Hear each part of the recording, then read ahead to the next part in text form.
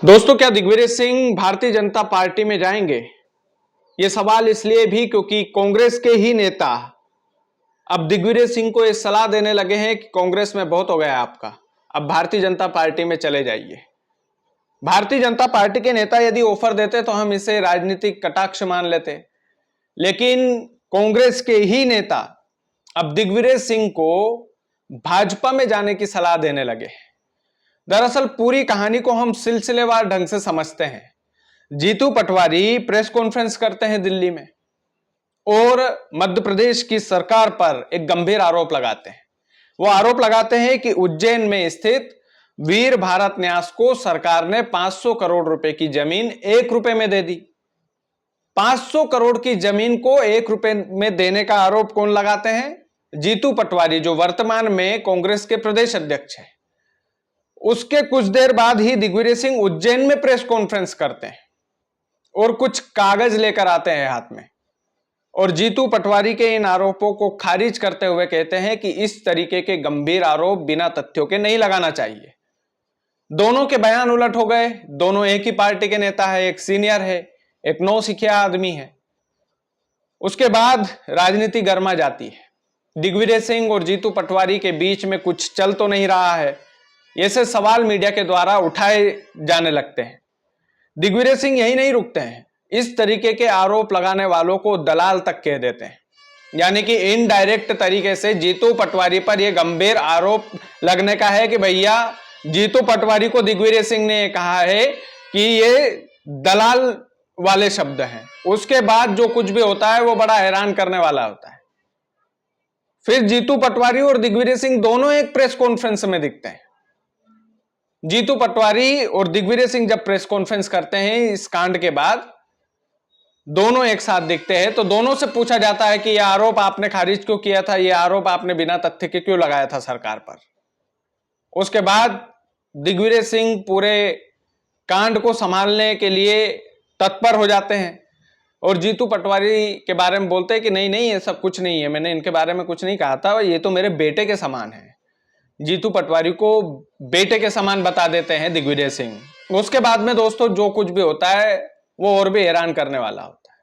उसके बाद एक कांग्रेस नेता की जो बेटी है, सीनियर कांग्रेस नेता की बेटी निधि चतुर्वेदी, सत्यव्रत चतुर्वेदी की बेटी, उनका एक पोस्ट सोशल मीडिया पर वायरल होता है। वो दिग्विजय सिंह के खिलाफ मोर्चा खोल देती है और दिग्विजय सिंह को भाजपा में जाने की सलाह दे देती है कि आप तो ठीक है, लंबा चौड़ा उनका पोस्ट था निधि चतुर्वेदी का, उसमें सीधे तौर पर वो बोल देते हैं कि ठीक है, हो गया बहुत, अब आप भाजपा में जा सकते हो।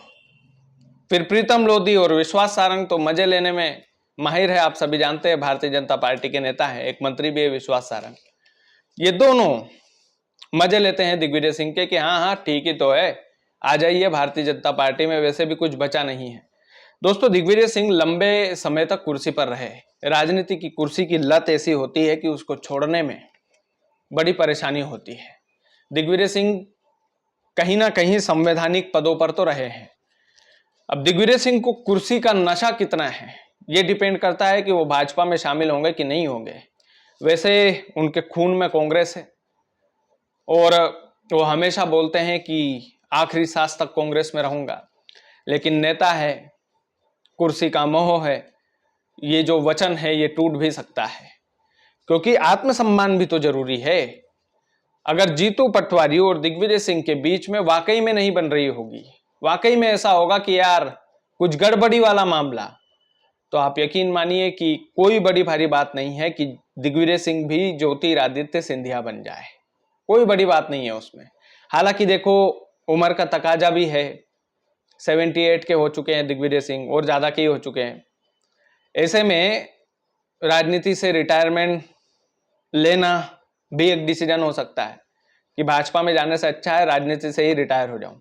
लेकिन दिग्विजय सिंह का जो चाल चलन है, जहां तक मैं उनको करीब से जानता हूं, वो ऐसा है कि भैया वो दिन रात भागा दौड़ी करने वाले नेता हैं। उनको कोई फर्क नहीं पड़ता कि वो कितनी बजे, उनको सुबह 6 बजे आप बोल दीजिए कि पार्टी की मीटिंग है, सुबह 6 बजे आपको पार्टी के प्रचार के लिए यहाँ जाना है, पार्टी के प्रचार के लिए आपको छिंदवाड़ा से दूर दराज तक जाना है, कहीं भी आप छिंदवाड़ा से भोपाल, भोपाल से छिंदवाड़ा, एक उदाहरण के लिए बता रहा हूं, लंबी दूरी तय करना है तो वो आराम से बैठकर चले जाएंगे कि ठीक है पार्टी का संगठन का काम है तो मैं जाऊंगा।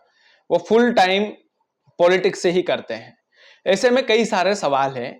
सवाल ये कि जीतू पटवारी और दिग्विजय सिंह के बीच में जो सामंजस्य की स्थिति है, अगर ये समय रहते नहीं बनी तो फिर कांग्रेस पार्टी का ही नुकसान है। जिस कांग्रेस पार्टी के लिए दिग्विजय सिंह दिन रात भागा दौड़ी करते हैं, जीतू पटवारी दिन रात भागा दौड़ी करते हैं, अल्टीमेटली दोनों नेता लड़ झगड़ कर सार्वजनिक तौर पर दिग्विजय सिंह को प्रेस कॉन्फ्रेंस करके, चाहे जीतू पटवारी ने झूठा आरोप लगा दिया हो, लेकिन सार्वजनिक तौर पर यह बात नहीं बोलनी थी कि इस तरीके के आरोप जो है बिना तथ्यों के नहीं लगाए जा सकते।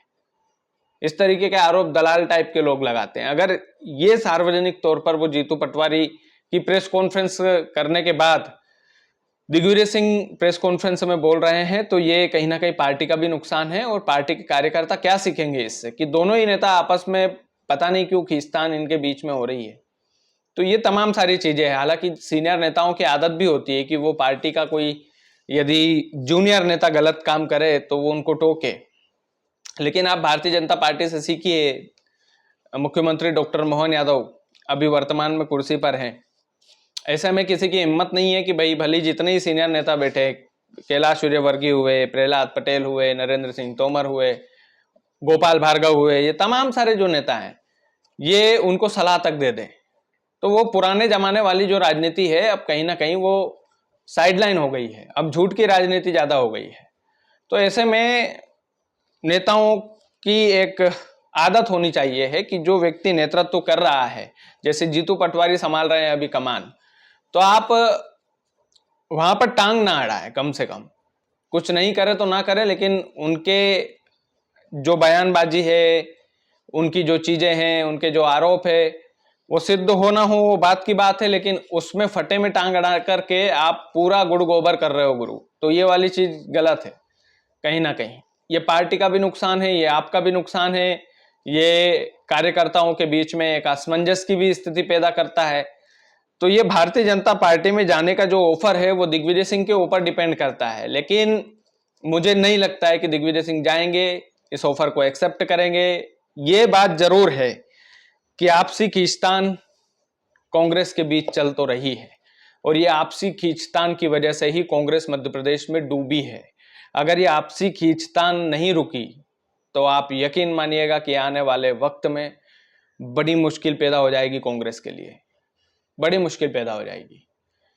जब तक दिग्विजय सिंह, जीतू पटवारी, कमलनाथ ये तीनों मिलकर एक मास्टर प्लान नहीं बना लेते हैं अपने कार्यकर्ताओं के लिए, तब तक कांग्रेस का भला होने वाला नहीं है। बाकी आप लोग वीडियो को ज़्यादा से ज़्यादा शेयर कीजिएगा। चैनल यदि आपने सब्सक्राइब नहीं किया तो प्लीज़ कर लीजिएगा। बहुत बहुत धन्यवाद।